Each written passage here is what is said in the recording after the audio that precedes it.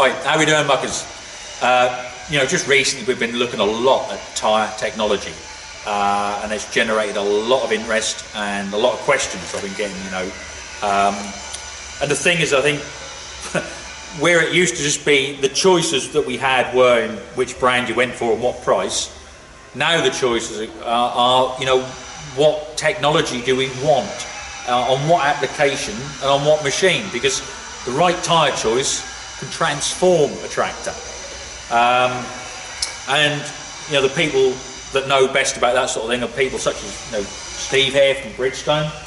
And it is right choice. We have now got a choice. Yeah, that's the fundamental thing nowadays. It isn't just, yeah, I want the 600, 665, 38, and that's you. There's a choice of 3 within there. Yeah. I mean, we look at the old standard tyres, and you must have fitted a few of them, Dan, in your time. 19 years of Tamrix, I think I have. Good old boy. See, and it once again, look, lovely Dan's done his hair especially to be here today. Look, he's all smart and, you know. But yeah, I mean, you've obviously seen the same sort of thing from what we just class as standard farm tyres. To the surprise than what's out there now. Yeah, exactly, and right through to, you know, so if we class a standard, what we say, a standard farm tyre, you know, the ones that have been on, well, our old 10 series Fords, 50 series John Deeres, you know, right up to a few years ago, generation 1, and then as I said, we're starting to look at tyres that have got technology that the sidewalls flex by design without falling apart like they used to. So we're up to like generation 3, aren't we? Where we are now. That's the current one. And as an example, brand new Fendt here, arrived on generation 1 tyres. They're being put onto another tractor, whereas this tractor's going to be on sort of specialist applications with drilling and stuff like that, and they want to get the tyre pressures right down to spread the weight and, you know, increase the footprint. So this has been put on generation 3 Bridgestones. Now really, what is the difference? I mean, is there that much difference between a generation 1 and a generation 3 tyre? Because surely, Steve, if you let the air out of them, you let the air out of them. No, between generation 1 and generation 3 there's a huge difference. There's a 40% difference, or a 40% benefit is what we call it. 40% benefit tyre. That's huge in agriculture. Massive. Just by changing your tyre. That 40%, what you can do, it goes one of 2 ways. You can either increase your payload from a standard tyre, keep the self-same pressure, or you can reduce your pressure and keep the self-same payload. So you're saying from the generation 1, so you could have 40% with the generation 3 tyre, you could have 40% more increased payload than the generation 1. Yeah. At the same pressure. At the same pressure. So if you had 20 psi across the axle, yep, and it were a 10-ton payload, you, yep, can increase that payload by 4 ton. Yeah, yep. 4 ton, 14. Still keep it 20. But if you wanted, then there's again generation 1, generation 3, you could actually have that and reduce the pressure by 40%. Yeah. The generation 3. Most farmers doing field burst operations want to drop the pressures down, walk lightly on the ground, and like you say, and then you could keep your 10 ton, but instead of operating at 20 psi, you're down to 12. That's huge. That's hugely significant, massive, and that's every square inch on that ground. So yeah, then you obviously got, well, for the operator, better ride. Yep. You know, for the soil structure, you say you're not just putting it down. You reduce the actual psi. Yep. The amount of pressure every square inch is reduced. Yeah, the load on the ground, that's reduced. So that's the soil structure that's been improved slightly, or not being as compacted, and also then for your plant or your root growth, that's going to be improved as well. Well, it's all very well, you know, them going on about generation 1 and generation 3 tyres and bigger footprints and this, that and the other, and it all looks very good in spec sheets. But I think the only way to see it, the proof in the pudding, is actually to physically see it. So what we did earlier, when it still had the generation 1 tyres on, apart from one that had been changed, so it had a 1 and a 3, so we could compare them, we actually put some sand trays underneath and set it down so that we could actually look at the footprint that was left and see if there was actually any difference.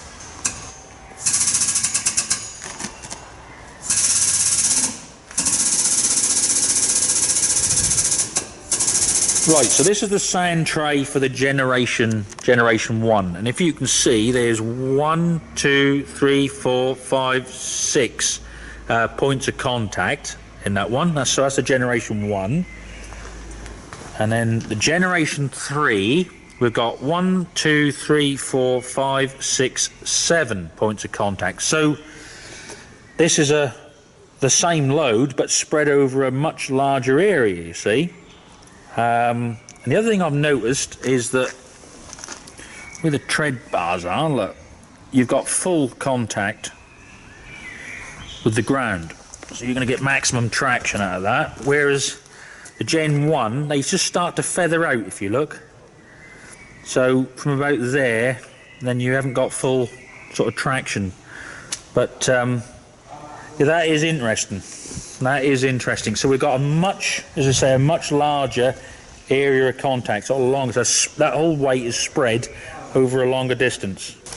Now looking at these, as I said, the one thing that struck me was that with this one, you've got the full tread bar right to the end, in contact and in the ground.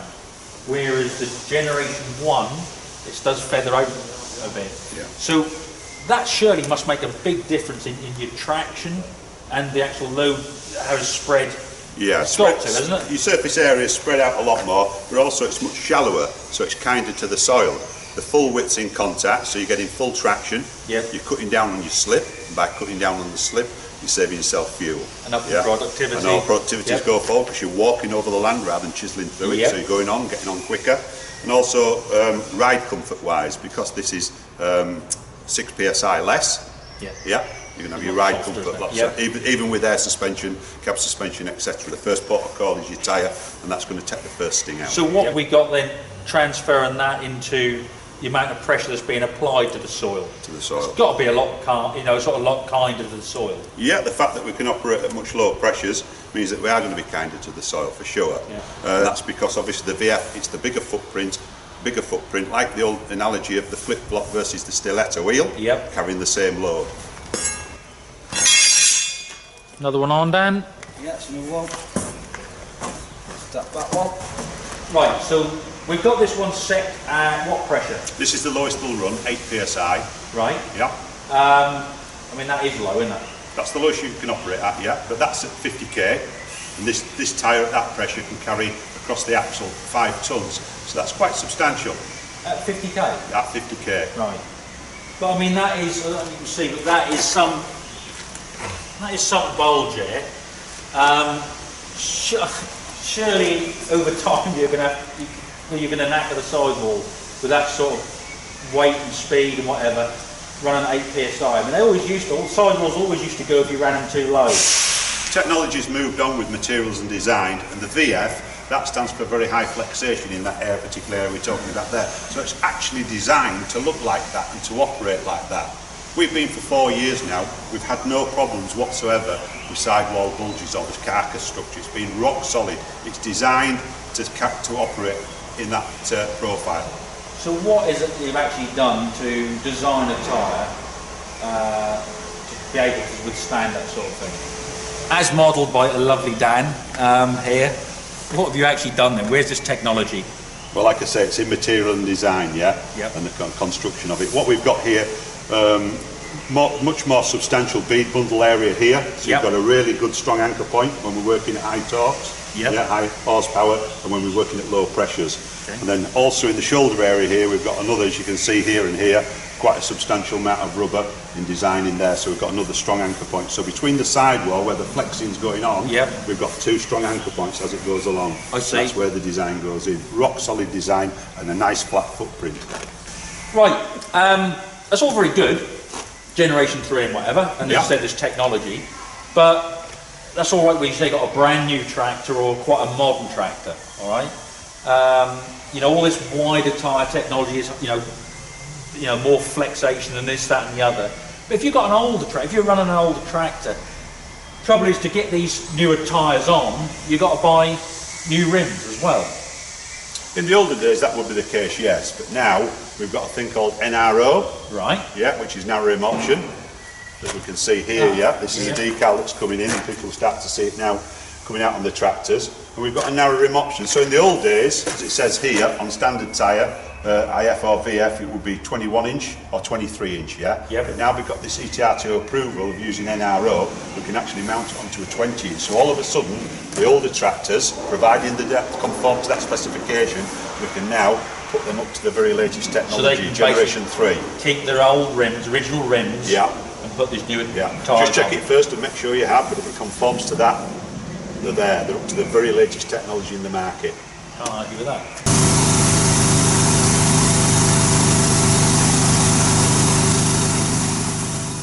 Okay, so been on about sort of pressures and PSI and whatever, and I think a lot of people think, well, it don't make much difference, but it does, doesn't it? It does, dramatically so, yes. He's got quite a vicious way of proving this, which is this. I mean, these basically... This is the generation 1, and this generation is version 3, right? And look, they're a square inch, right?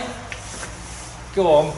Well, we say, what would you like on your toe there? Generation 1, 17 PSI, this is good, or generation 3, only 11.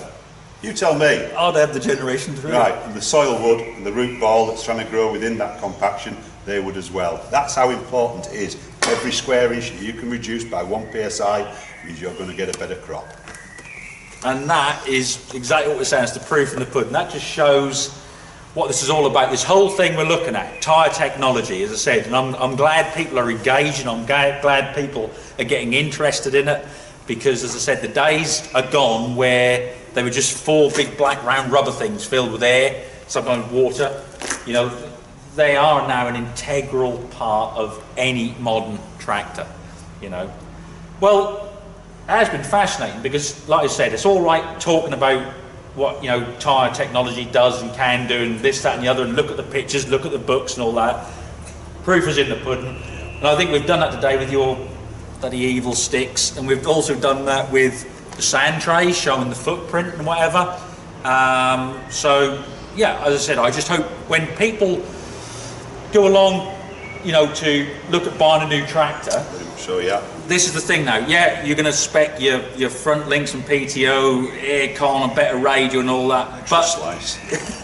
but you've got to start now looking at what tyres, Yeah. not just what make and what cost, what tyres, what benefits, you know, what you're doing with the tractor, what's its actual use going to be, and what's the best thing to be putting on the rims, isn't it? What that impact on the soil after I've done my work, what do I leave in the field Yeah, behind me? and it is such an important thing.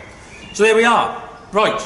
Well, thank you very much, Steve. As I said, hope to do some more stuff with you in the future, because there is so much, you know, the days, as I said, of just the 4 black round things is gone.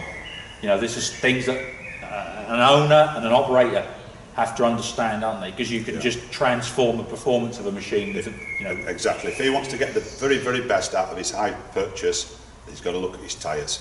Brilliant stuff. Right, so Dan, as always, I mean, just the star of the show as ever. You do look lovely. Well, thank you. Anyway, so there we are. Well, hope you all enjoyed it, and as I said, there'll be more stuff coming up. And you can get me, as you know, on Snapchat and Instagram, which is LordMuck4890. Also on Facebook, which is PodgeMuck, and all that good stuff. So, thank you all for watching. Look out yourselves, and there you go.